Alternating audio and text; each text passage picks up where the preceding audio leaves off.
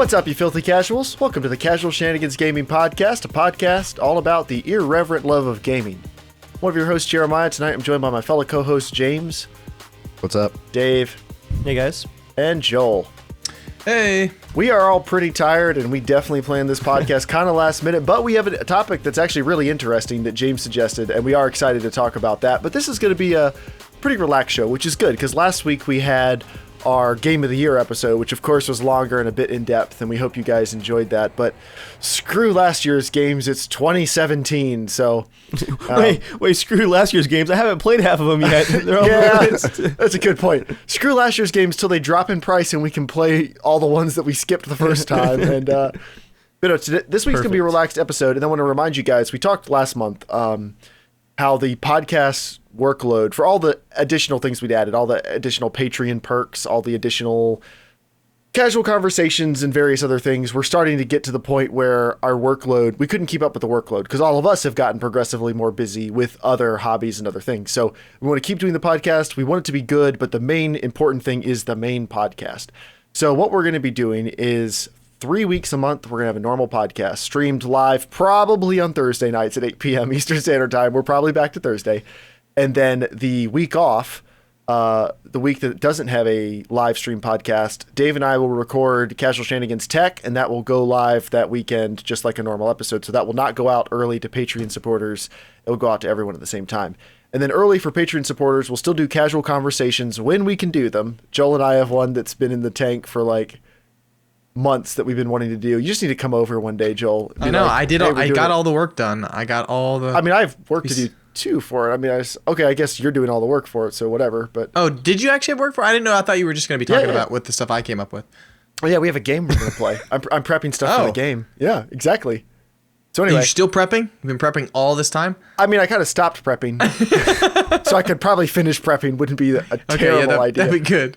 And then there will be more casual conversations with me and James, and like we're going to do stuff like that. It's just a matter of getting around to it. So we're not stopping any of that stuff, but we've kind of been going through a bit of a transition with the podcast as we figure out how to make it more sustainable as we all get progressively busier. So it's all good things for us, but we appreciate you guys being understanding. Before we hop into our main topic, though, and now that I've given you kind of an update on what's going on with the podcast, Joel, why don't you give everybody an update on what's going on with Norman? Nothing. No, some really fun stuff. My brother just started. It's been delayed due to the room. No. Wait, what? The audio drama. I'm like, I decided to just put that on pause to really focus on what matters. My freaking radio drama. Things that you finished since starting Norman. A board game. Your radio drama. That game where you put ramps on the outside of a cardboard box and you played it for your birthday because you're a 31-year-old man. No, my brother is working on sound design for the next 8 weeks straight. So he has a few days off here or there, but pretty much straight through, he's working on it to try to get it done. So, sweet. Yeah. And then after that, is it just color grading and you're done? Yep. So awesome. like we're aiming for to be all done, at least on our end. The color correction is the last thing that's kind of a little bit up in the air, just depending on the person who's hoping that or said he would do it for a color the film, is a professional guy and does it, but it's just like it depends on his schedule. So I'm really hoping. I told Jonah, I said we're gonna get everything done. It'll be all finished, and then when we send it to him, I'm gonna send him like a fruit basket, gift cards, and like a video of me just going, please. But that's really fun. Jonah sent me some a 1 minute section of audio of the Time Machine, just the sound. It sounds wicked. Yeah, it does. Pretty cool. Yeah. So yeah, but like he was just getting an idea down so that he can start mixing it in. But yeah, it's really cool. Okay, so we're going to start the show like we always do with the main topic. There's no song for that There's one. like main topic time. No, that's never been a thing. No, we've never done that once. Awkward. Okay, so we're going to start the show like we always do with the main topic. There we go. That's better. James got him paranoid, Joel, because of the one time he's like sped through saying mail time. Do you want to intro this topic, James, or do you want me to do it? I'll introduce it. Okay. So I was looking at the Steam sale and I was thinking about different games that I wanted to play or buy, and just searching around, and I was comparing certain games to experiences that I've had in the past, and certain games and thinking, sometimes you play a certain game that just, it may not be the absolute best game you've ever played, but there's something about it sticks with you, and you try to find that experience in other games, and you just can't find the same thing. And that's kind of what we're talking about tonight. Just those memorable experiences that, you have them, you can't find anything else like it. So. Cool. You want to go first with one of yours? Nope. I'll go third. Okay. So Third. specific. All right. I'll go specific. third. Not last, but third. Someone's got a strategy. All right, Joel, how about you? Go first. What's one of yours? Half-Life 2. Have to add that on there. Yeah. Just that series got me into PC gaming. Mm-hmm. Which series got you out of it? Arma 3. This podcast. Oh, snap. The game of life. That's what got me out of PC gaming. Your old manness. Sometimes, you did throw your back out climbing the stairs, so I don't blame you for wanting to sit on the couch and play console games downstairs. I need to be able to lean back. Wherever Joey the can, walker is Joey gonna can be rub able to my reach. feet in the old man socks, give me a new pair of socks, Yeah, I think old man my socks controller are and just the socks, battery's Joel. dead. Just nice socks. I don't know if there's specific old man socks. Come on. If you've never changed your grandfather's socks before? What? No, I have not. Yeah, my grandpa he would, I don't know, he would want his feet rubbed, and then I would change his socks sometimes. I can't wait to get old. Look, on one hand, Joel, that's very kind of you. On the other hand, it is weird. I'm not judging you. Guys, Nice thing for was your I grandpa. being abused? I thought I was changing his socks. So your grandpa's got a foot fetish, so that's interesting. But anyway, so Half-Life 2. So what was it? What was it about Half-Life 2?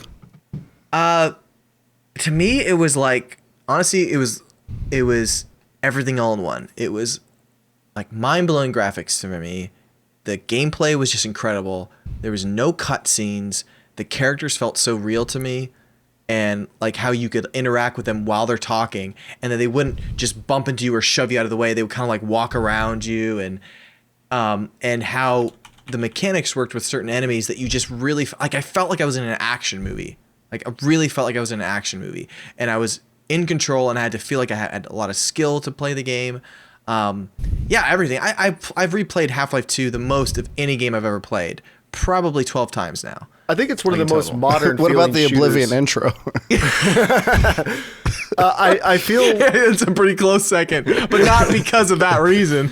I feel like Half-Life 2 is one of the oldest games that plays like a pretty modern game still. Granted, the source engine is still used on plenty of modern games, but I feel like that game was so ahead of most games released then. You can make a case for Doom 3 controlled pretty well. There were other games that controlled really well, but game control actually has come a long way in the last 10 or 15 years. Games have gotten a lot more user-friendly about that, but I feel like Half-Life 2 was just always good. What made it unique too at the time is the physics, and it was really definitely. good. Yeah. We're still doing that with Gary's Mod, things built on physics from the Half-Life series. And also, you changed so many different environments in the game. It felt like you were really progressing. Yeah. You started out in that big city, and you go on the boat, you go Of course, so many different things. in some cases, it's not really an incredible game. Like the load screens in the middle of a hallway, you'll just be walking down the hallway and then load. All right, keep going. But for having a totally seamless game world, that's the way they fake it. It's pretty impressive. But all right, Dave, what's one of yours? I think I'm the first one on the list to take DayZ as one of the options. We'd all agree, but yeah, I think you're also one of the best qualified to talk about it. Yeah, I was thinking it over some today, and for DayZ, it's several different waves of DayZ whose experiences I've been chasing. There was the just the first week where it's hard to imagine now with a bajillion crappy clones of DayZ and some not so crappy ones too, that no one had tried this genre before. The open world survival persistent, there were MMOs and there were FPS games and there were RPG games and there was Arma, but DayZ brought all that together in a new type of game with permadeath, and where loot mattered and survival actually mattered, and just the sound of a gunshot actually struck like fear and adrenaline into your heart because of everything you could lose. So yeah, I think it really came in stages. It was the first weeks and months of the mod. Then it was the kind of like settled in, like you've built camps. People just are constantly hopping on. People are like checking camps during the day for you. Like everyone's coordinating and working together. Where it was like a meta game almost. And there's factions, and you recognize people's vehicles on servers where you play on. And even in the end of the mod period and on into standalone, we had crazy random stuff happen, like Joel forming a cult by accident and stuff like that, where it wasn't quite the same adrenaline, heart-pounding survival like at its pure form anymore, but it was still giving us really, really unique moments that nothing else had come close to yet. I mean, I'm so glad, honestly, that we were making YouTube videos back then, because I still occasionally run across, like on my own channel, a YouTube video from back in the DayZ type original, time period for the mod, and I'll watch like a good chunk of it just because the stories that we would come out of DayZ with, like, sounded like excerpts from a zombie novel. Working together and this encounter and this firefight, it was something incredibly unique. And that particular genre had so many different games that tried to emulate it after it came out. And none of them really came to completion. No. I mean, they came out of beta, but that doesn't mean anything. Not that many have, though. Well, I mean, H1Z1's technically out of beta. Wait, Nether it is? came out of beta. No, Yeah. no way. H1Z1 is in beta, I'm pretty sure. I think they just officially released it when Really? they went to just survive. Oh, okay. All right, James, you're Really third, curious. as you requested. For no reason. The first one on my list is Alan Wake. Mm-hmm. And it was one of the ones that made me think about this topic, in that, for me, Alan Wake was, like, the gameplay itself wasn't that amazing. Like, there are better action games out there, action adventure. But the package of being in the Pacific Northwest and the survival elements were so much different, whereas, you're fighting against zombies in most other games now, or something horrific that's physical. This was a lot more like Ghost type things. And I think it's still a really pretty game. Like, the character models are kind of crappy now, but if you look at the trees and the landscapes and stuff, it really does a good job creating that environment. And I don't know that there's that much like it, other than maybe like Silent Hill. Like, the Resident Evil games are so much different that I don't really hold them in the same category. Sorry, I wanted to add, and I did like being able to go up to the televisions and get little parts of the stories, and just picking up little things that are outside of the main narrator talking to you the whole time. It was just really unique. I would say my first one is Age of Empires 2, because that was the first game I played that was a platform. I guess Age of Empires. I should revise that to Age of Empires: The Rise of Rome, because that's the one I started with. But that was a game, like, that was all me and my brothers played for well over a year, possibly 2 or 3 years. That was the only game, because we didn't have a console at that point. It was just whatever we could run on our PC.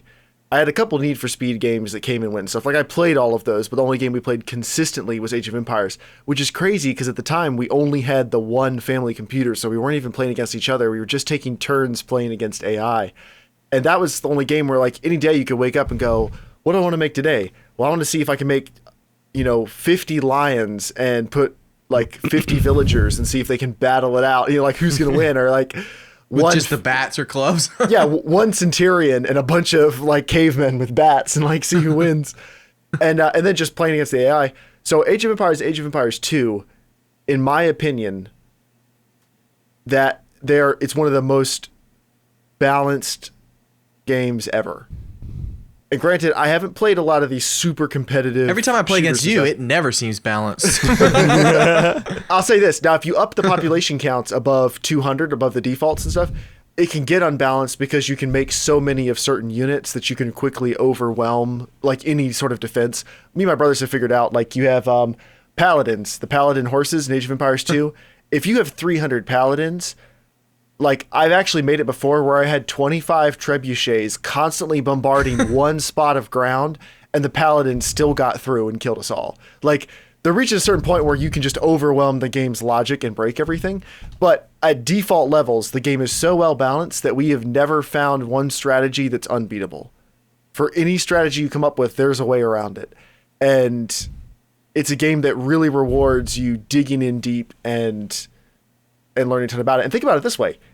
It still holds up with no balance patches. I don't know if it's had some since the HD version came out, but it had no balance patches for like 10, 12 years, and it was fine. So that should tell you Joy something. just said the other day, she said, hey, we should all go over to Jeremiah's house, bring laptops, get a pizza, and just play Age of Empires. It would be fun. It'd be really fun. Like, if everyone has enough laptops to play it or whatever with Windows, like, that would be so much fun. Just play. Have you checked to see if it's on Mac yet? I did. It's not on Mac, but we it. both have Windows on the laptop, so we can play Sweet. it. Okay. Cool. All right. I think, Joel, what's your next one? I'll put Mario 64. Okay. Yeah. I have not That's played a a good Mario one. game as good as Mario 64. Really, any 3D platformer in general hasn't quite lived up to The that. only one that's gotten close would be Banjo-Kazooie. Like, I loved Banjo-Kazooie, but I'm more of a Mario fan than I am Banjo. But yeah, like Mario Sunshine. That's like saying I'm more of a Mountain Dew fan than Mountain Lightning. Like, duh.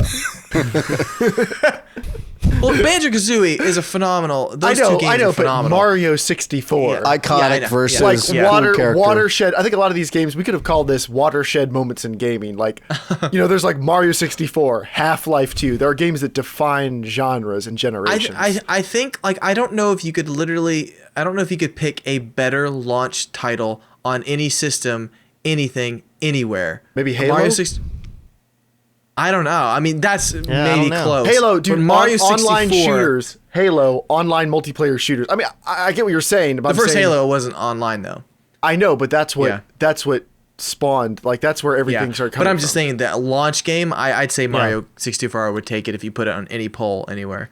Because I think that game was just so freaking mind-blowing the first time you played it. Like, I never saw anything like it before. And it was like, whoa, you go anywhere, all these tricks, these moves and stuff like that. Mario Sunshine was a really, really fun game. But I don't know, there's just something... Yeah, there were good Mario games since then, Yeah. but they never had just the total package. Yeah, so Mario 64. Cool. Awesome. Dave, how about you? What's your next one? I've talked about this one quite a bit before. The original Stalker, because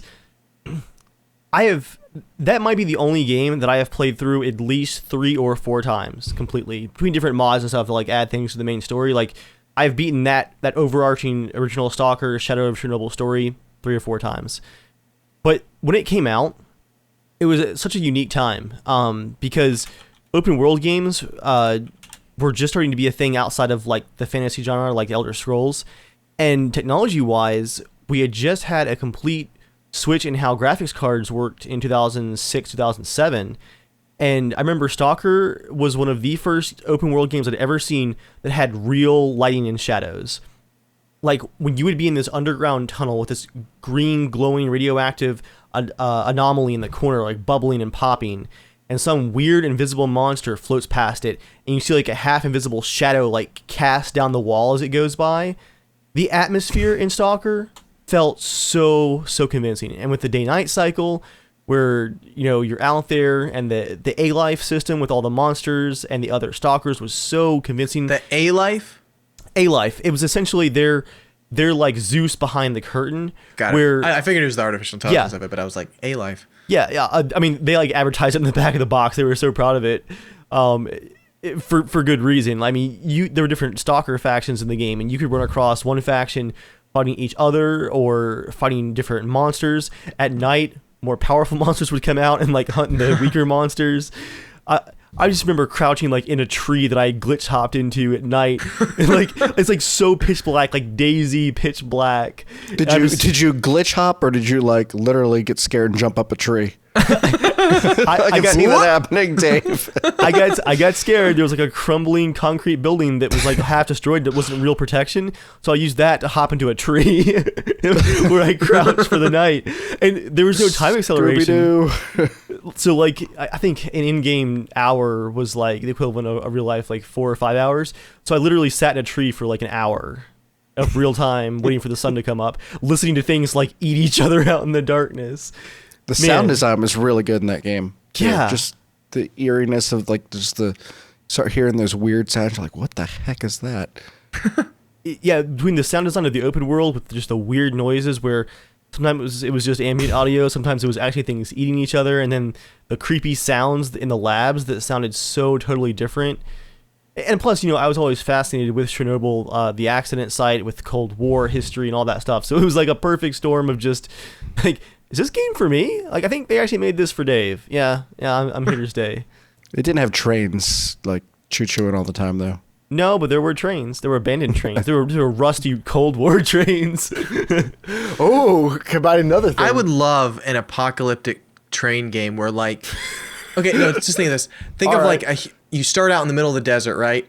And you know, you're just this lone wanderer guy, but you have to like come across this old railroad station.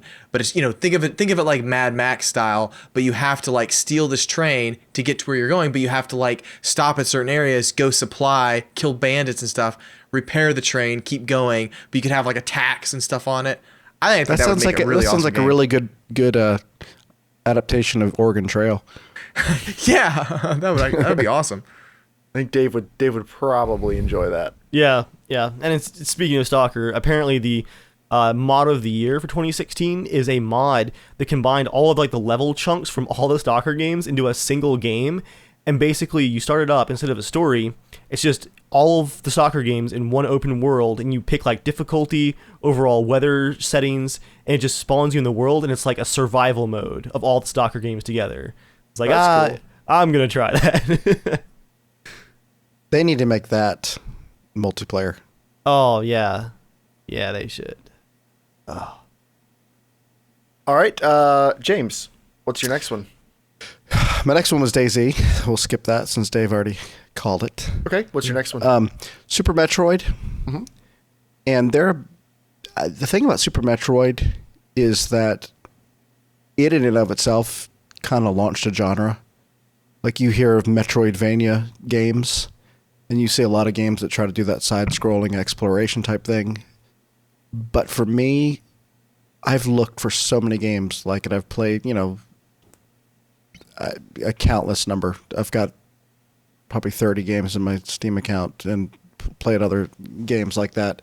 And none of them had that same atmosphere. Just at the time, the music and the sound effects and just being able to upgrade your character while running around, and then having to backtrack sometimes because you've got, you know, a new ability. So you're like, oh, wait, I can go back here and unlock this now.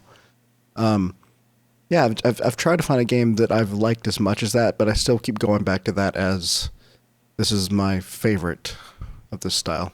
Nice. I'd say my next one is Crysis. Crysis was another watershed moment in game graphics. Yeah, I agree. Games are starting to get good, but like there aren't many games. There's never been many games, and Half-Life 2 was one of them. But there haven't been many games where people were like, "I will build a new $1,000 computer for this one game, and it will be worth it." And I remember me and my roommate, I helped him pick out parts, and he built his first gaming desktop in a while in early 2008, and he was playing at 1280 by 1024. So like a decent 4:3 resolution at the time. And the game still looks so good that we would like bring people into our room. If anyone was hanging out in our apartment, we'd bring them in and be like, dude, come look at this. Even if they didn't play video games, people would see it and be like, holy crap, that's a game? Which is funny to go back now and look at it and like, yeah, it's a game. Like, are you kidding? Of course it's a game. But it looked so good. And it wasn't just how good it looked. It was, you could like pick up a dude and throw him through a house. Or like, yeah, you know, the physics. Oh, the man. physics. The thing that kind of sucks is It doesn't, because I think the game eventually got its due. But when it first came out, it was just graphics. And the game's graphics were incredible. But it was actually a really good game. It was an open world shooter with cool physics, interesting suit abilities. It was unique. It kind of fell apart in the third act, but it was very unique. Did you like you had to like the 0G part going into the ship? Oh yeah, that was pretty fun. That was like, ooh, this is cool. Yeah, when you get out, like everything's like frozen and stuff. Yeah, I mean it was cool, but like it was. Yeah, the story wasn't like amazing. Yeah, but like it did all the gameplay and graphics really well. Yeah, Jeremiah, you'll appreciate this. I actually played through Crisis the first time. Got Stalker on the brain now. On my gaming laptop from 2006, which was only like 2 years old at that point, and I mentioned that graphics card like switch over in 2006, 2007. I bought my laptop on the wrong side of it in 2006. So for Crisis, I ran it on like medium graphics with like a few things set to like high, but at full 1080p on my laptop for the entire game. 30 FPS. Like it was like 25 to 30. Like it was perfectly playable.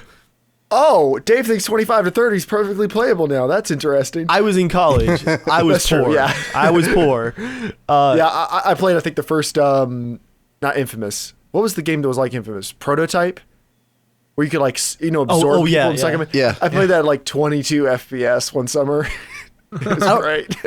I don't know if you guys knew, like, from like, the level design. We played DayZ at 20 FPS. At 15. To 15. Yeah. Sorry. Go ahead, Dave. I don't know if you guys knew, like in Crisis, that whole frozen section at the end, they actually did that dynamically with like shaders on top of the game's textures and models. So when I left that 0G segment on my laptop and entered the frozen part, my graphics card did not have like the combined shaders. Like I had like only 1/3 of my graphics card could do shaders at a time. So I went from like 25 to 30 FPS to like 8. As soon as I entered that area because of all the shaders, I had to set it aside. Playable. I couldn't finish Crisis until I built a computer like a year and a half later. Because of the old graphics card, I literally had to stop playing because of the shaders.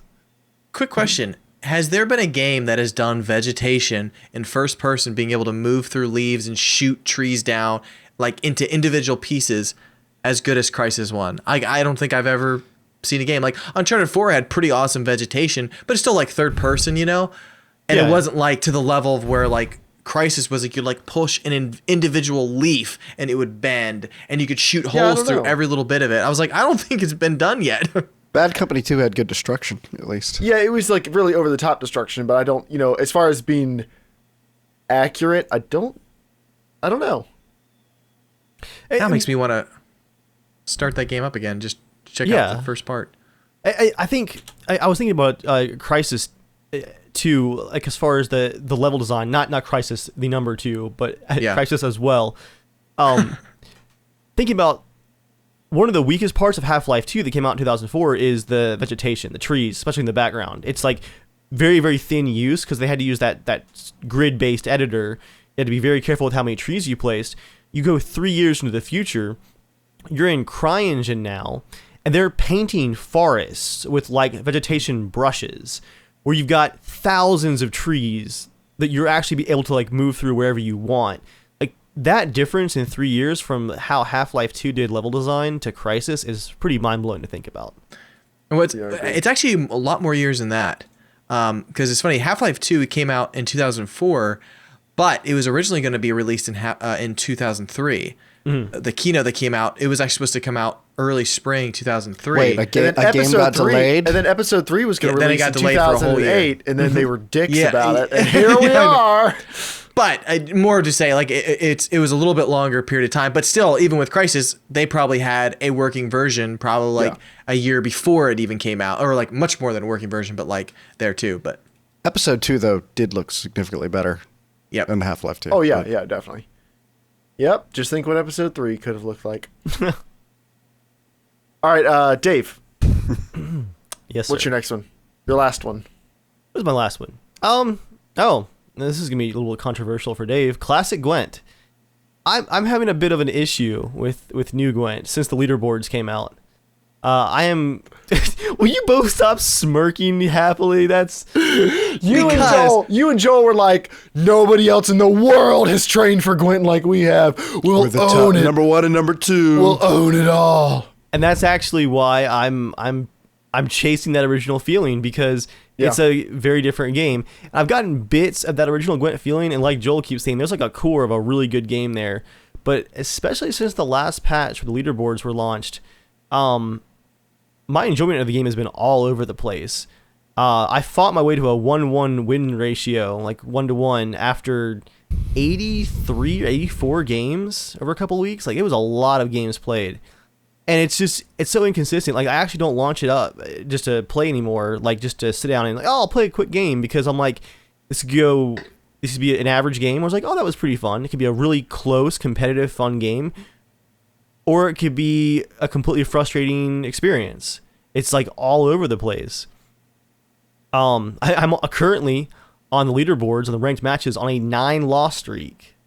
And I really feel like I haven't changed how I'm playing. I didn't have this. That's your problem, Dave. and you know, a big part of it is, I look at like the Gwent subreddit, and I know I'm just like a stuck in the mud, you know, who wants my class. They mess with my classic Gwent, like the dwarves in Blood and Wine. But the community is now based around people who are very familiar with collectible card games, Hearthstone and its competitors, and they're into metagaming and deck building and comparing stats, and oh, this is the meta deck for this, and just, to me, I just want to sit down and play Gwent like off the cuff. And I think that might be why I'm really not enjoying the competitive part. You always have the physical board. So real Gwent then, yeah. The real Gwent. I do have real Gwent. I don't know. It could change, but I'm chasing that original high still. Hey Joel, remember that time where we spent like a lot of money and time building a Witcher tavern to film our own fan video for Gwent? Every second of that was worth it, Dave. Oh, yes, it was. Now, I'm totally with Dave too, but it's been nice on my side to see Dave turn around, because he was very hardcore into loving it at the start. And I could sense there was something wrong It's true. with the game. You caught on a lot faster. I think for me, it didn't start setting in until the honeymoon period was over and people stopped just playing to like learn the game and started playing to like... Well, the thing is, people have learned the game. It's just that the game doesn't allow a very good method for having equal play. It's not down to skill. I mean, there's skill based, but it's 50%, and the rest of it's just dumb luck. You got to hope for the best, and that part's just not fun. So, am I next? Sure. Okay. I'm gonna put a Journey. That game did something to me. Like, it was like, I remember when that game Did it make you change its socks? Show me in your soul where I mean, the game obviously, touched you. like, you can look the kind of person I am. I want to make movies. I love storytelling. Like, I love music. I love making, like, I like emotions, you know, like driving emotions through film and like music and art and stuff like that. I love that. That's like what drives me. So there's been certain games I've played in my life where I'm going, a movie can never do this. They can never do this. Like, because there's a certain type of feeling that some games are able to capture. And Journey was one of them where I played the whole thing from start to end by myself. I think it was like 2.5 or 3 hours.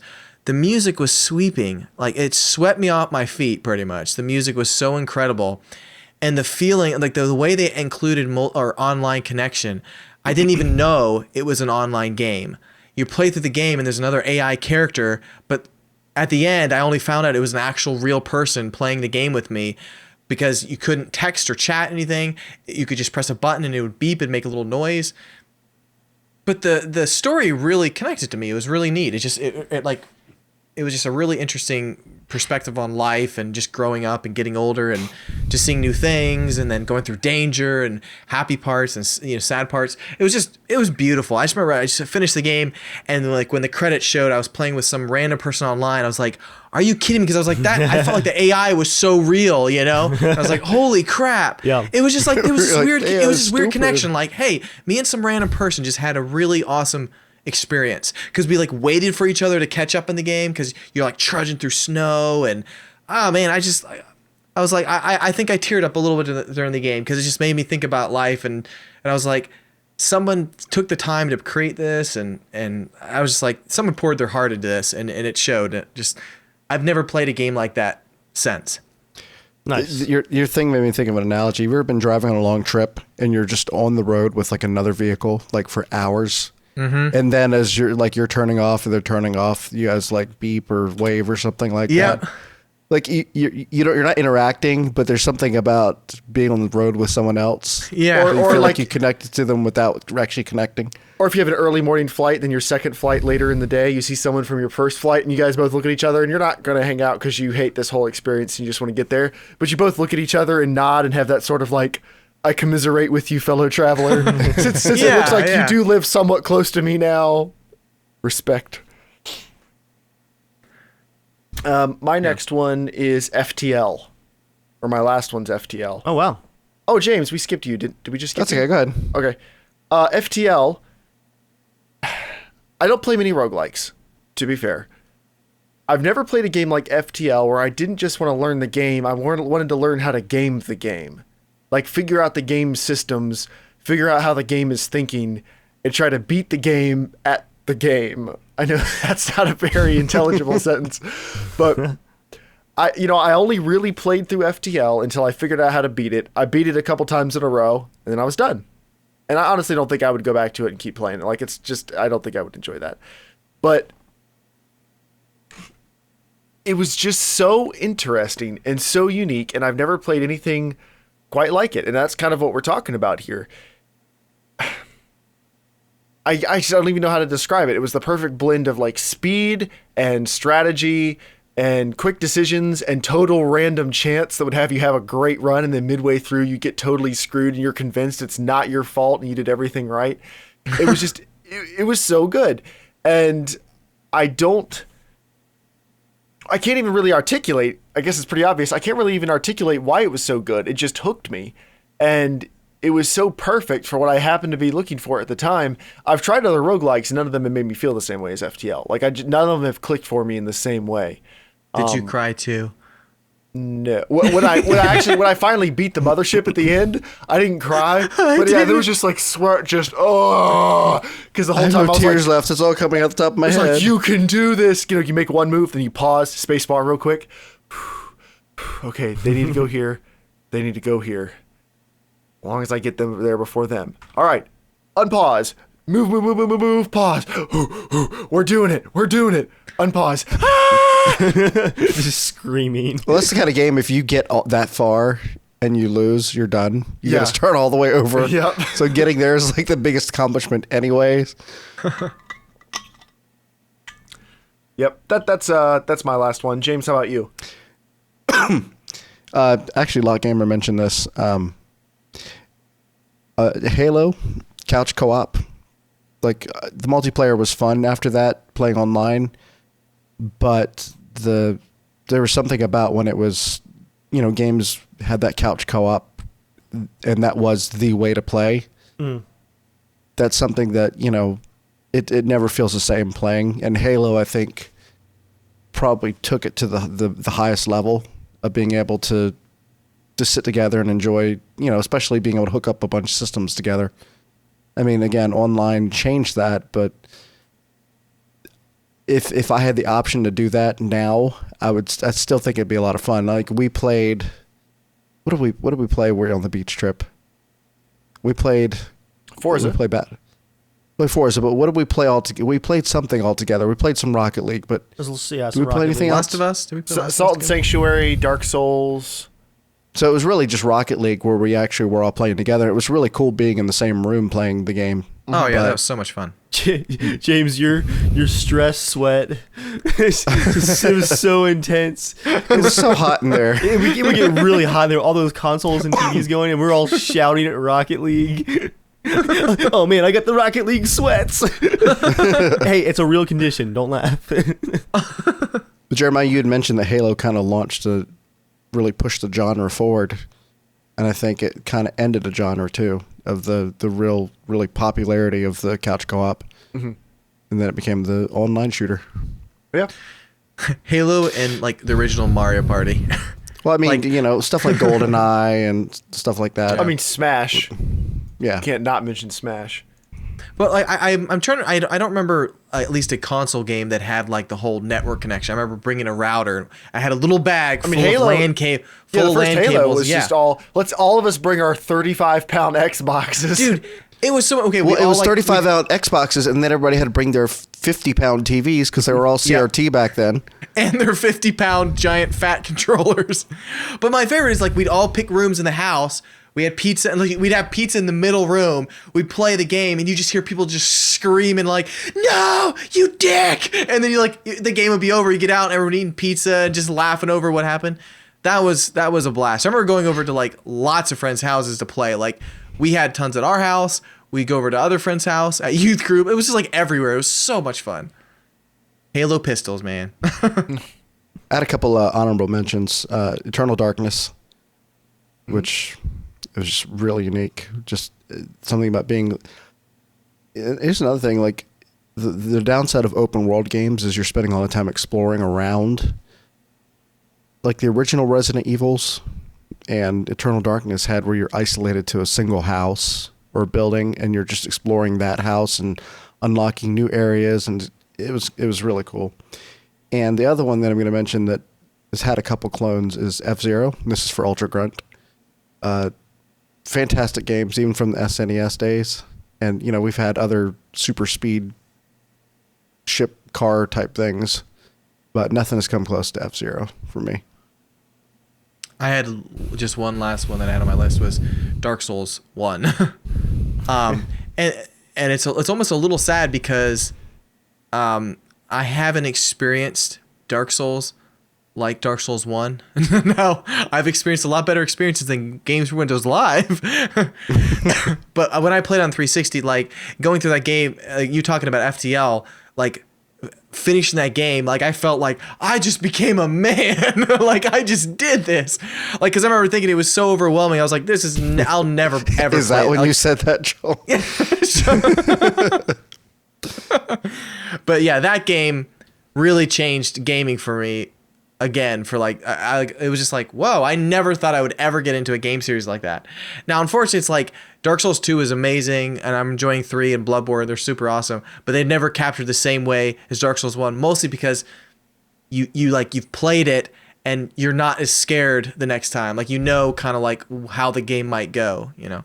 But so it's like one of those like, oh, I wish I could have that. You still need to play it again. Demon Souls, son. I know. I looked. I found a PS3 for $50. I'm like, I might buy it just for that because I already own the game on PSN. So Yeah. it's basically like buying a $50 game, except it's a system. All right. It's now time for What Are You Playing This Week? Part of the show where we talk about what we've been playing this week. Okay. Now I'm on board. Okay, Yeah, got it. Yeah, sure. So all I've been playing is Battlefield 1, except with the new job, I'm very sleep deprived and not The new really- job or the official, like a All real right. job? I hate you all. Well, it's So- plus you had that office worker murder rage now. You gotta take it out on somebody. But no, we had excellent Battlefield 1 session last night. Like, awesome. Like, 3 awesome games in a row. Like, that game, they're just doing good stuff with it, and it was incredible. I mean, what do you guys think? Like, it was exactly what I went out of Battlefield for like an hour. I had a and lot of half. fun. That was my first time playing Battlefield 1. Nice. I've only ever played, I played Bad Company, but I played a little bit of Battlefield 4, like towards the end of when you guys were playing. Mm-hmm. So this is still a pretty new Oh, experience the end of for we were me. playing, so launch week. What's that? Yeah. It was The last end of week, when so we were like- playing Battlefield No, 4. no, like 3 years ago. no, it was earlier this year. No, we Yeah. went back to Oh, it did we? briefly. Oh. Yeah. It was like an hour. Yeah, James, we all and played. you played really well. You like picked Hey, it up I pretty was fast. a level 5 like a champ. But like, You guys are like it level was pretty awesome. 40 Like he something. picked it up pretty fast on like even how to play or like like the capture points and all that kind of stuff. Because Battlefield games can kind of be a bit overwhelming with how many unlocks and stuff. Not as bad as Titanfall 2. Somehow that's crazy that Battlefield is less complex as Titanfall 2. As Ultra got mentioned in the chat, my favorite part was riding either on the car or in the sidecar of the motorcycle and shooting off. Oh yeah, shout out to Dan for being an awesome tank repairman. I wish we'd had him in Battlefield 3 where we did a lot of tank stuff, but Dan and I went like 20-0 at the beginning of a match last night. Like we were just destroyed. For me, that's really good. I guess that's not that great for people like Dave, Mr. 85 kills in the plane. How many did you get last week? I think You killed an airship too. yeah, like single-handedly. That loadout. If you have a chance to spawn with a plane, it's called the blimp buster for a reason. Like one salvo from your rockets does 1/4 damage on the dreadnought on the blimp. It's insane. But I think my current record for the planes, like best game, was like 85-5, which led to that beautiful in chat quote: "Viking, you virgin, just let me fly my plane." But Dave, what about you? What have you been playing? I've been playing EA Flight Simulator, also known as Battlefield 1. It actually worked out well last night because you guys had a 5-man squad, and so me and a few other people just hopped in like a separate squad in planes and just asked like, "Hey guys, what you attacking right now?" "Okay, we'll help." I'm also playing the gambling mode in Battlefield 1. After saving up months of battle pack scraps to get that legendary M95 skin that was in the first release of battle packs for Battlefield 1, because they changed like what skins are available each that week. I've had for months. Yeah, Joel got it like first pack he ever unlocked. He's like, "Oh, what's a battle pack?" "Oh, a legendary." I was like, "No way." Dave was like, "What'd you get?" I was like, "Ooh, an M95 skin." He's like, "No, you son of a bitch." Joel, I just posted that video like a few days ago of me raging at you. Oh, I didn't know you recorded that with me getting that. That's funny. Yeah, it's great because you're like, "Ooh, this looks good." Then you hear the Skype sound and it like pops up in the corner like, "Joel sent you a photo," and I click on it. I was just raging about that. I've been waiting for the skins to like rotate back around so I could have the chance of unlocking that one again. They just changed over at midnight, and finally we're back to the revision with the legendary N95 skin after 2.5 months. I've been waiting. I've been scrapping all the other weapon skins just to save up scraps to buy battle packs with the scraps for the chance of unlocking it.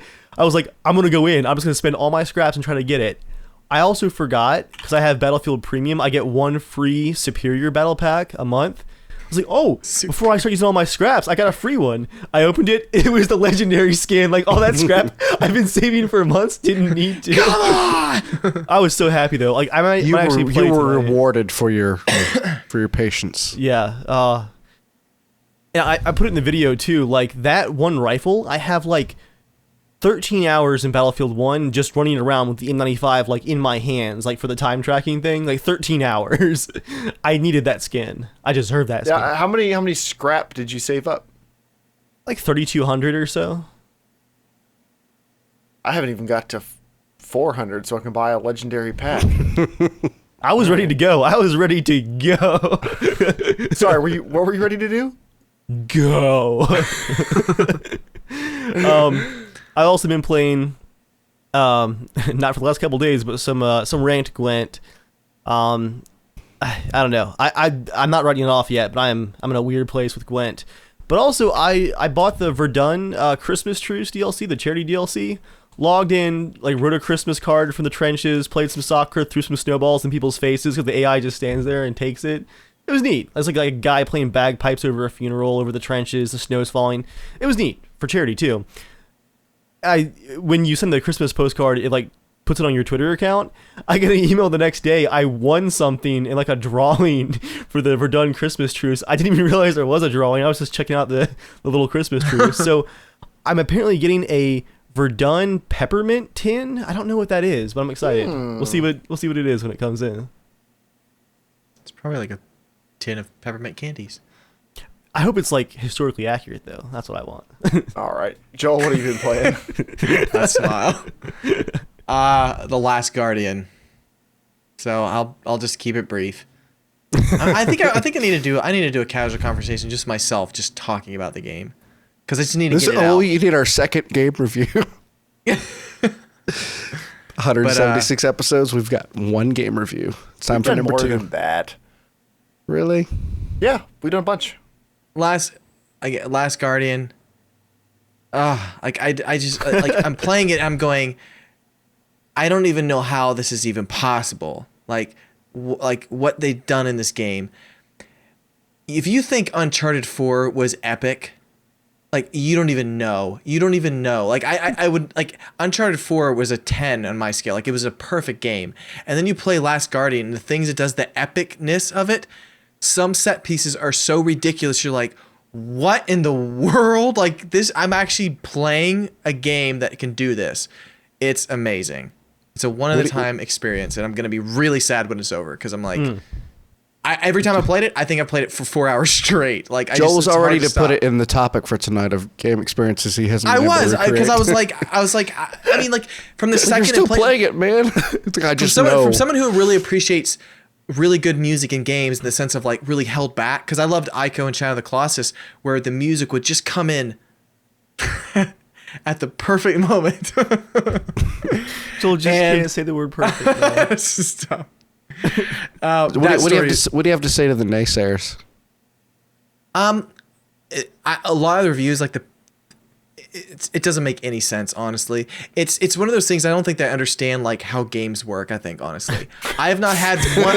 I'm serious. I have not had all one. All of you game reviewers don't know a lot about games. Well, okay, I know. Again, if you're a modern gamer and play maybe certain type of games, it's very different. It's like as soon as I started playing it, I recognized, oh, this is the type of controls it is. Not by it's bad, but by this. The character is extremely physics driven, and by that, yeah, there can be some kind of like hard jump moments, not because it's just trying to be hard, but it makes it so satisfying when you make a ledge. Because I think, James, you'll completely understand this, is early platforming games, or sorry, let's say nowadays, modern platforming games, you have a character who can jump a certain width of a platform, right? It's like one press of the A button always jumps that I almost said jumps that dick. Jumps that Add it width. to the list, Shane.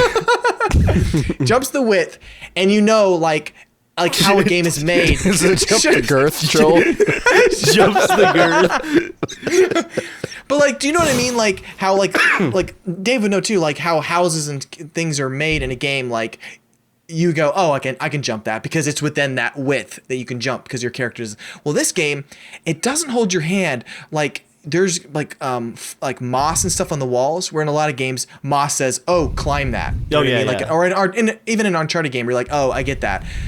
There's moss everywhere, so it's in meaningless areas. So you do have to like kind of figure out, "Oh, this is the way I should go." And I don't know, just for me, it rewards you for like really like exploring, and the jumping feels amazing because like you really have to time things perfectly to land it, and the character will grab it, the other hand will kind of fall, and it has this kind of physics, slight wobbly feel, but it's like, whoa, oh crap, he's gonna make it. You pull up and you're like, yes, come on, like that was amazing. And the music will rise up. Warbly field, is that shut up. Warbly field, I think.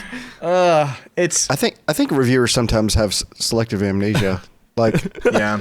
Because I mean, you don't play Limbo and say it kind of sucked because I couldn't rotate the camera. I mean, it's a genre. I mean, yeah. Well, Ico and Shadow Colossus had fixed cameras, and it was kind of a creative decision. Can I throw in a defense of some of these reviewers? Not a critique of the game, because I haven't played the game. Okay, so not a critique of the game, but a defense of some of these reviewers. A lot of what I've read is not like the game is unplayable, but it does feel dated, which, I mean, yeah, it feels like Shadow of the Colossus. You know, that's fine. If you're fine with that, that's fine. Like, there's no reason you can't enjoy the game. But the point I've seen made a lot of times is games have come a long way in controls since then. Like, a lot of people thought Shadow of the Colossus felt dated then. And even if the game is intending to be obtuse for various story reasons, you know, the controls, they're intending them to be this way because they feel like it makes the game better. A lot of reviewers feel like it makes the game very frustrating and it keeps them from getting into it and enjoying it. So I respect the fact, Joel, that you have gotten very much into the game and are really enjoying it, but don't you think it's equally as valid that there can be a polarizing feature of the game that drives people away as much as it drives you towards it? And that doesn't mean that either of you are right or wrong. Because I haven't yeah. seen any reviewers saying no one should enjoy this game. I've just mostly seen reviewers saying, I can't play this game. I don't like this game. Here's the reason why. But when they say I can't play this game, I don't enjoy this game, does that affect the score? And I think that's where I imagine it would, but reviews are subjective. I know, yeah, but there has to be some objectivity to a review score. If you try to be, but I think you have to find reviewers who you generally agree with their opinions. So when they say they like a game or don't like a game, that's relevant data for you. Well, I guess I'm surprised because I would feel like if I was reviewing a game, I mean, I've played probably just as many games as a lot of these reviewers throughout the years. You know what I mean? I've played a crap ton of games, and so I would know. Okay, again with the camera, like it's one of those games. Okay. How do I describe it? There's games where they allow you the camera to move anytime, anywhere. Okay, Mario 64 allowed you to have the arrow buttons, which you could move the camera around, but you couldn't move it around in certain levels because the game dictated you not being able to see certain things. And so sometimes when I see some of these reviews, I'm like, do they realize that the camera is supposed to do that? Like there's moments where you walk through a hallway and the camera pull back and you can't actually control it anymore. It will be stuck and you just have to, and the camera pulls back, or you can't rotate it around certain areas until it comes back to a different area because it creates a distant. You run away and you're like far from the character and you have to. It just creates a different type of motion. And so I'm wondering, and about the times of like, oh, I couldn't control. I'm like, it's one of those games where as the character is wherever the character is actually looking, that's when he can jump that direction. If you're used to games, think of like Uncharted. It's a super easy platformer type game where you can turn left on the controller, and before Drake even looks left, you can press jump, and it will just kind of like, it will jump immediately left. Right. So if you don't connect that, I can see where you go like, oh, this is so hard. But for me, I immediately go, oh, it's that kind of game. It's one where the character actually has to kind of physically turn, look that way, then you press jump. So if you're hanging on a mossy wall, you can't just hold back, control, and jump. You have to wait till he kind of turns, reaches a hand out, then you can jump. So I can see them going, oh, it's not doing what I want, But I think it's one of those, I'm like, man, I wonder if they've never ever played a different type of game. But see, Joel, I can make a lot of the same arguments for why you don't like Arma. I can make a lot of those same arguments. It's like there are lots of... But Joel's not a reviewer. That's the difference. I understand, but I mean, everybody... We're comparing game journalists to Joel's just straight opinion. Well, I'd say game reviewers, I'm fine with. The top term game journalists, I think there's a tiny handful of actual journalists in the game industry. Well, but to the point, Joel, like you are capable of playing Arma. Like it's not like Arma is above your skill level or something. You don't enjoy Arma, and that's totally fine. But I can make the same arguments about a lot of things. Like the game is purposefully obtuse in certain areas or purposefully hard in some areas. And, sometimes it's frustrating because the game would play a lot easier and could be a lot smoother if they would do certain things differently. But they've made decisions for various reasons why they don't want to, because they feel like the experience they're trying to create benefits the most from this certain handling. And then some of it is that their engine can't do it. So I'm saying I completely understand what you're saying, but I think I can sympathize with a lot of those reviewers because I think mostly the impression I'm coming away with is games are better than this now. Like they telegraph what they're doing better. They're easier to get into. The learning curve is less of a cliff and it's more of like a gentle climb. They're probably. But should that get Dark Souls a lower review then, since it's... No, but a lot of them do like Dark Souls. Have a high learning curve? No, but a lot of them do like Dark Souls because they feel like it's more polished. I'm not, like, again, I haven't played the game. Arma has a high learning curve. Should that get a lower score because it has a high learning curve, or should it get a higher score because it's more... I don't think it should get a lower score for that. No, I mean maybe a slightly lower score. But The Last Guardian's not getting terrible scores. That's the thing. It's not. It's a polarizing game, but it's averaging what, like a 7.5 to 8. That's good. That's really good. That's decent. I guess it's been made a lot of like the problems in it, and I guess I was surprised because I'm like, I have not once accidentally messed a control, like not even once in the game. I'm like, wow. Like again, the turning around. Okay, if you play Dark Souls 2, the camera felt a lot more stiff for turning as opposed to like 1 or Bloodborne where you could push the controller and it would slowly turn. As a Dark Souls 2, you had to like push farther and then it would kind of like move the camera much quicker. It had like this jerkier camera move.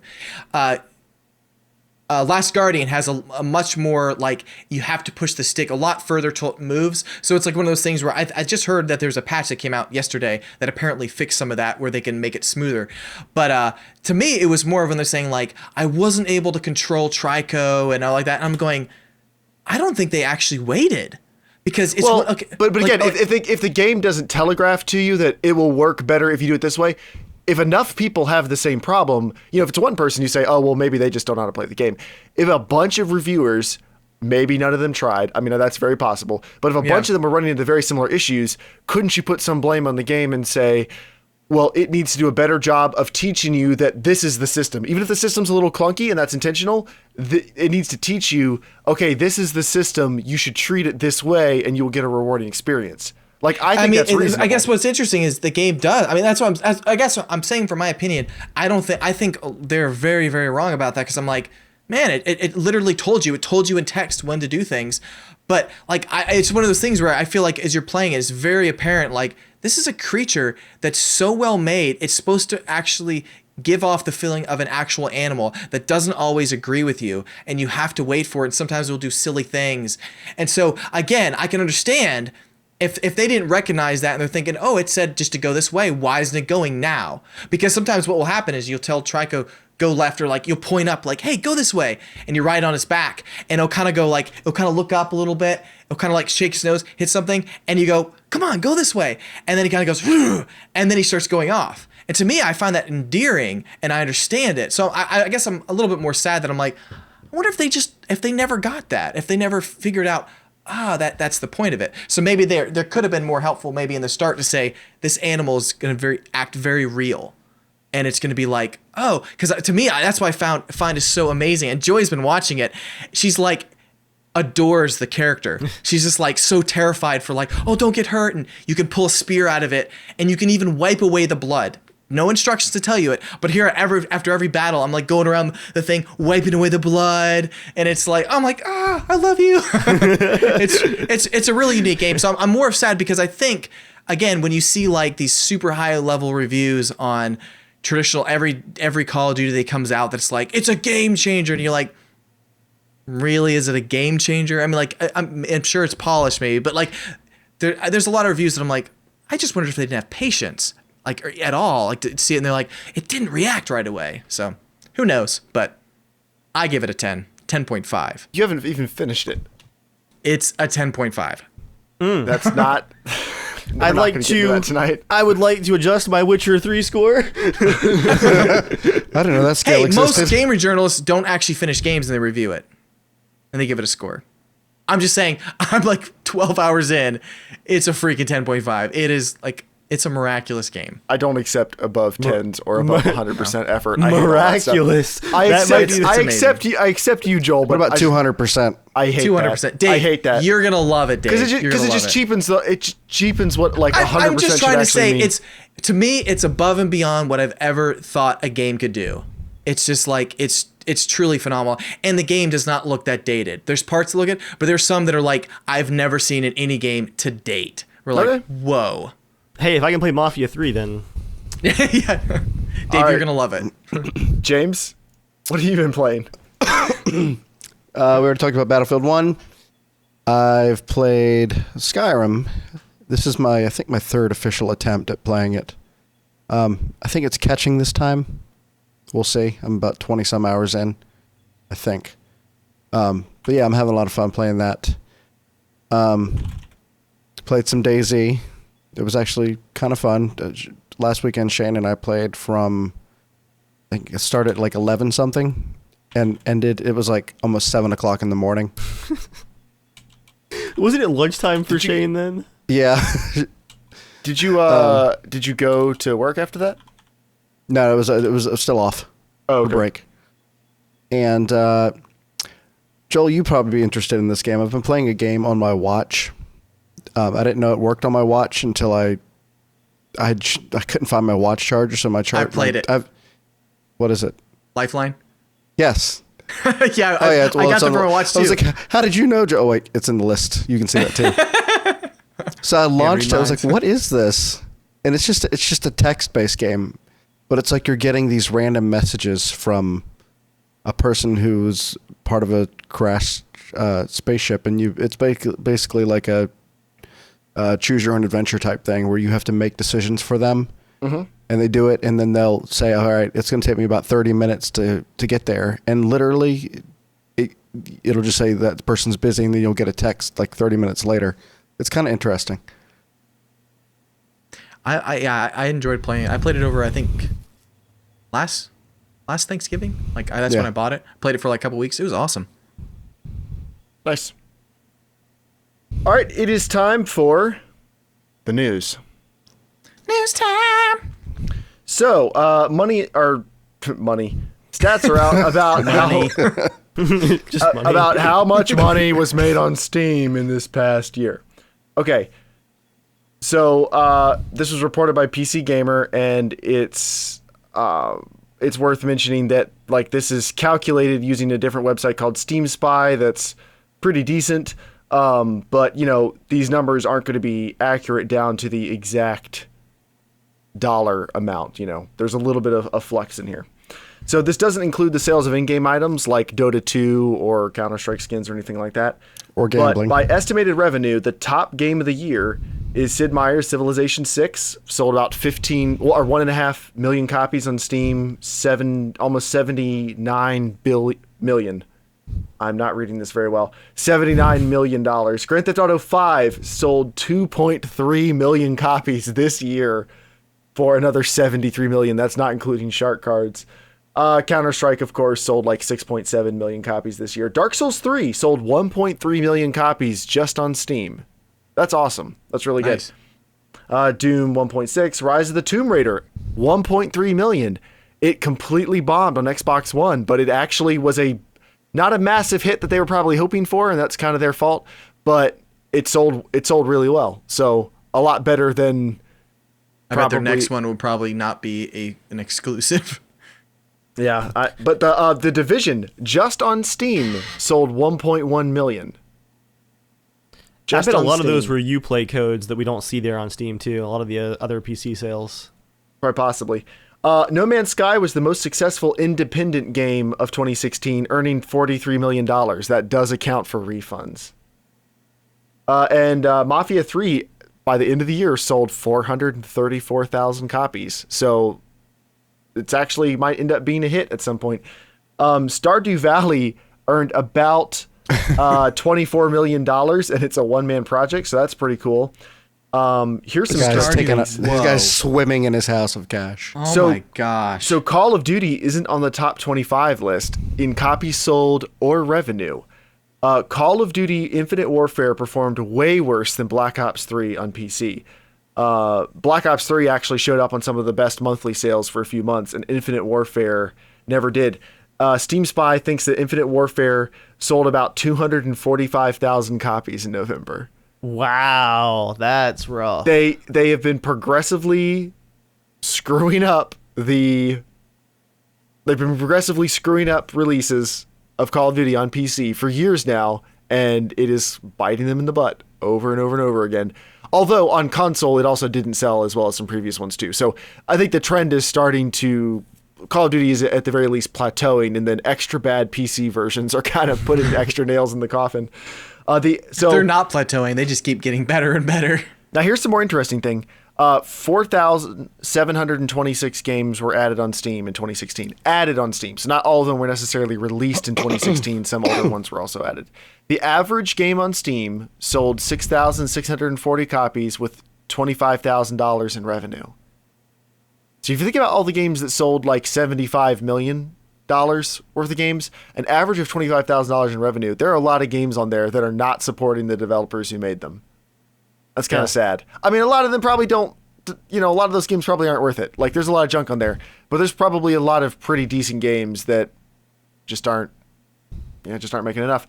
So now top 25 games by the number of people who bought them, new owners in 2016, because revenue, depends on the sale price of the game. Counter-Strike, of course, 6.7 million, and Steam Spy noted that a lot of those were probably players buying additional accounts, hackers and modders and all kinds of things. Rocket League, $2.6 million copies this year just on Steam. Then that makes me happy. Gary's Mod, 2.3 million. Stardew Valley, 1.988 million. Stardew Valley. I have a quick thought on that. I'm very curious. I'm thinking, obviously, Stardew Valley looks like a really awesome, really well-made game. But I was just thinking, I wonder how much more just the streaming gaming audience, like if you get like, not only does your game have to be good, but if your game fills that niche of being a really good streaming type game for people that's easy to talk over or like get people interacted with, I bet that probably does a lot for them. Where your game could be fun, but maybe if it's just not a great streaming type game, you know what I mean? Like it just doesn't work. Maybe it's not funny or anything like that. Like I'm curious to know if they don't do as well, like if they're the third party game or, indie games, but they just don't do well with the gaming crowd to like stream, or you can't do good content with it or something like that. I just thought of that. Now, for anyone wondering, why do people keep working on and putting out crappy open world survival games that get worked on for years and years and years and never come out? Well, Rust sold 1.4 million copies. The Forest sold almost 1 million copies. People are still buying them. Like, Rust sold more copies than Dark Souls 3 or Rise of the Tomb Raider on PC. Whoa. That's why they're still working on it. Interesting. I wasn't expecting this. Civ 5 sold 1.6 million. Civ 5, which has been out for 5 years? 4 years? 5 years? I don't know. Wait, what are they on right now? Civ 6. Oh, wow. Oh, that took a while for the next one to come out, I guess. And then that. Dead by Daylight sold 1.5 million copies on Steam. Honestly, was not expecting that. So, anyway, I just thought that was really interesting. We don't normally get numbers that transparent for most console platforms, just because there's bigger companies behind these platforms and they try to play their numbers a little closer to the chest. That's why you'll get Sony 1 month they're talking about how many consoles they've shipped, the next month they're talking about sold, like whichever number looks a little better to investors any given moment. So it's hard to get like exact numbers for stuff. By the way, 53 it's kind of like an Apple conference. 53.5 million PS4s PS4s have been sold now. How many? 53.5 million. That's pretty wild. Wow. So that's pretty cool. All right, who's next? I got something here. Little short article. Arkane says that Prey will be flawless on PC at launch, which is interesting because Dishonored 2 was their last launch last year. Big title, pushed very hard, and it had some very bad performance problems at launch, some of which, according to some players, had not yet been fixed on PC. They said, referring to the upcoming launch of Prey, we had a rough launch on the PC with his Dishonored 2, but in development, you never know exactly what you're going to see. So, of course, we really are paying double attention to making sure that this time, the PC version is really flawless when we ship. And then he kind of like tempers that a bit with, there's a little bit more QA this time. I'd be careful saying statements like that, though. Flawless is a very exact word. Yeah, it's one thing to say we're putting a lot of work into optimization. We think you guys will be happy. It's another thing to say the game will be flawless. Because inevitably, one of the first people to get it will go on a forum and be like, I have a GTX 970 and a 3570K, and the game isn't running well for me, and it's stuttering. On fire! Right. And then, of course, since it's their computer, you don't know, are they running, do they have 35 porn tabs open right now? Are they torrenting while they're playing it? Do they have a ton of viruses? Have they left their computer on for 6 months at a time? There's very little account. Restart it once every other day at least. There's very little accountability in very quick forum posting. There's zero accountability. And unfortunately, that seems to be the stuff that catches traction because there's so many other people trying to see how well the game's running. So, we'll see. We'll see. Joel, what do you got? There is a Resident Evil 7 candle. So this one, it smells. It smells like where's it? Rotten flesh. Okay. It evokes this. Okay, so they can be totally immersed. Its creators claim that it smells like old timber, leather, and maybe some blood. The candle also lasts an estimated 18 to 20 hours, so depending on how long you struggle with fighting the undead, you'll only need one to get through the game. So it's literally a Resident Evil 4 candle. But I thought of this, I was like, oh, that's kind of silly. But then I thought, if they made one for Witcher, if there was a certain smell of the area or Toussaint flavored candle, Dave, you would be lighting that candle so fast, the Toussaint smell or Joel, something. I was like, that's kind of a cool idea, actually. We need Although to get one of those. if you are in VR, you'll light yourself on fire. The whole house is on fire. So you're like, this game's so immersive. We need to try that for VR. That I kind of want to know what that's like. I think it would You need to actually have add a someone lot to just it. standing there with a bunch of candles. So as you're going to a different environment, you switch candles. But This one smells like popcorn. This one smells as I like was on that link, timber. as I was on that link, there's another candle called the New Mac Smell. Which And is the $24 Yeah. for something you burn. That's actually a pretty cheap candle. But you can enjoy a hand-poured 100% soy wax candle with scents of mint. Sorry. No. Start Hold over, on. Joe. What? Homemade porn? Is that? This is like you said hand porn. I heard hair. I heard hair poured. I thought he said hand porn, which would have made sense. You can enjoy a hand-poured 100% soy wax candle with scents of mint, peach, basil, lavender, mandarin, and sage. I just thought that was fun. I have Apparently the never opened a candle's Mac sold that out. smells like that. Of course it's sold out. Oh, wait. Here's the best part. The comments though at the bottom are really funny. One guy says, "Do they have one that smells like electric fire? I like that." And this guy says, "For that you want the new Samsung Note 7 candle." And the next guy says, "Bump set spike." Anyways, I thought that was fun. So, totally random bit of news about new computers. Well, at CES, people were expecting an announcement of the GTX 1080 Ti. There was no announcement, which is kind of interesting. We'll see how long it is before we get that. But the new Samsung Notebook 9, not an incredible new Ultrabook. Like, it's pretty good. It's average, whatever. But it now has the claim of being the world's lightest 13-inch laptop. It's 1.8 pounds, which is lighter than any MacBook on the market. And it has a full-size HDMI port, 2 USB-A ports, and a smaller USB-C port. I don't have really any point with that other than it's still possible, guys. The whole laptop is about as thick as an HDMI port, plus 2 little pieces of plastic, like on either side. Actually, I don't know if it's lighter than the, what's the new MacBook? What do they call that? Like, not the old plastic MacBook, but the new MacBook. Okay, it's 2.03 pounds. It's very slightly heavier. I don't know what to call it. It is now time for 90 Seconds with Joel. Part of the podcast where Joel talks again, probably about The Last Guardian. Now this one's actually about unlocks in games. Dave mentioned, I can't remember if it was the last podcast or it was just in person. I honestly don't remember, but he was saying that there was someone apparently. What are the unlocks in Battlefield, Dave? Again, I forget. Battle packs. There we go. Yeah. Apparently, there was a patch that came out that you could get vehicle skins. Am I correct? There was one vehicle skin in the battle There's pack. one vehicle Chance skin. Of it. Well, yeah, chance of one. it. Yeah.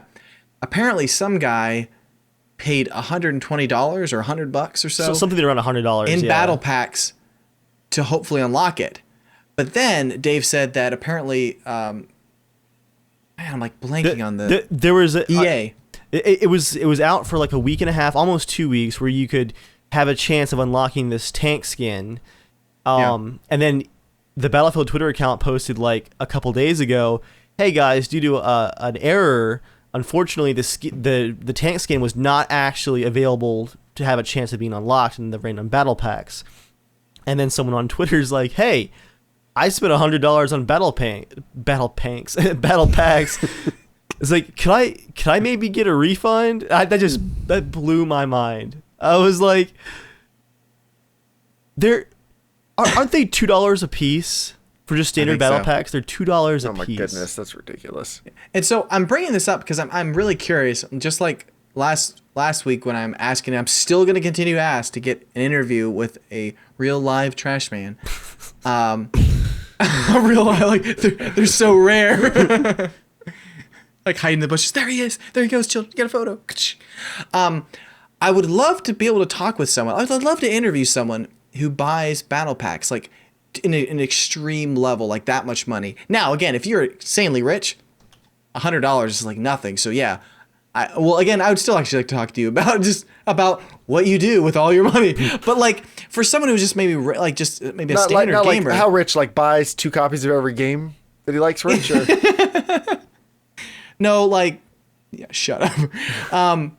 I'd be curious to know like someone who continually buys battle packs or does like CS:GO type stuff, like things that buy skins. I just like to know, like, why is that important to you? Why do you like that? Is that most of the game for you? I'm curious. I'm like, I just don't understand that, and I would love to understand, like, from someone else or different age, or just like that, the audience that's for that, like, why you would spend so much money for a potential chance of something. Because I was walking out of work and I told Dave, I said, like, again, I bought Gwent stuff to get cards because for me, I just want to get to the end. I want to own all the cards and be done with it. If there was a way to just spend $80 and own the game, sure.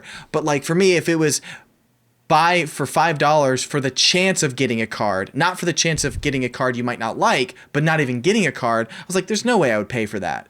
But I don't know, these kind of like gaming habits. I'm like, who buys this? Like, why would you do that? Like, that's crazy. Like, it's a skin. Like, I just don't understand. Like, that's a lot of money for the potential. I can even understand Spain. We're all dead tonight. What is happening to us? Like, I think Dave and I would probably spend like $100 to get a customized Gwent card with our name on it or something like that. I would. Like, yeah, sure, it's freaking nerdy, but I would do it. But I would not spend $100 for the chance of getting a Gwent card with my name on it. I would just pay it and want to have it. So, I don't know. It's the same thing for Battlefield, Joel. Like, yeah. I was talking about the M95 skin earlier. Like, I spent months saving up scrap for the chance of unlocking it. If at any point they had said, like, hey, if you pay $3, you can just have this skin, I would have done it instantly because I'm going to use that gun for, like, the next year and a half in the game. Sure. It'd be 100% worth it. But I'm not going to pay $2 for the chance of unlocking it. Yeah. What? Yeah, did he spend $200 all at one time, or did he just keep spending? All right, $2 more, $5 more, maybe $10. Let's see if I can get it. Like, how, do we know how he got there? Well, Dave said it was for a limited time, so I don't know if even if it's a window of a week. I mean, it's a week, yeah. That's still, I mean, like, I I understand maybe 2 or 3 months or something like that playing the game. Yeah, okay, I guess that's not that much in the scheme of things, but still, no, that's still a lot. I mean, like, it's in my opinion, I feel like that's still a lot of money for the potential of getting something. So I don't know. I would love to just like hear someone else's side of like why they love that, or they don't have any problem with that. Now, obviously, that guy got angry; he couldn't get his money back.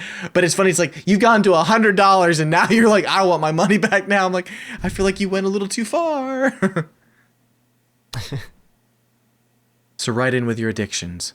Wait, what? Whoa, Dave, where the heck did you just get that picture? Luck Gamer in chat might have found it.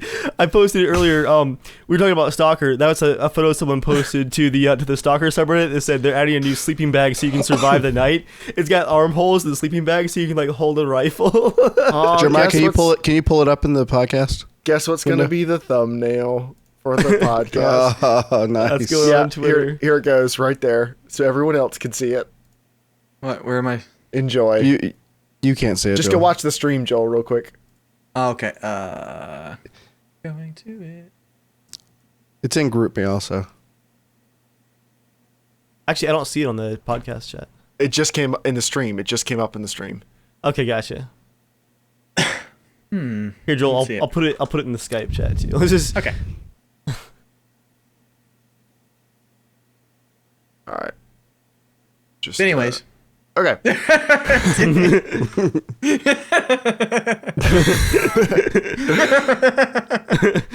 Dave, I'm cozy and I can wait for a long time. My immersion will last longer than you will. All right. It is now time for Comment of the Week, a part of the podcast where we read comments. Dave, what do you got for us? Just one for this week. This one just made me laugh on an Arma video. Just short and sweet. And it's of course posted in all caps. Oh crap, where'd it go? Where'd it go? There it is. All caps in broken English on an Arma video. Your FPS drop even with that dope ass rig? That was just it. Just like all caps in horror. Dope ass. I think that should be the name of your computer. The dope ass rig.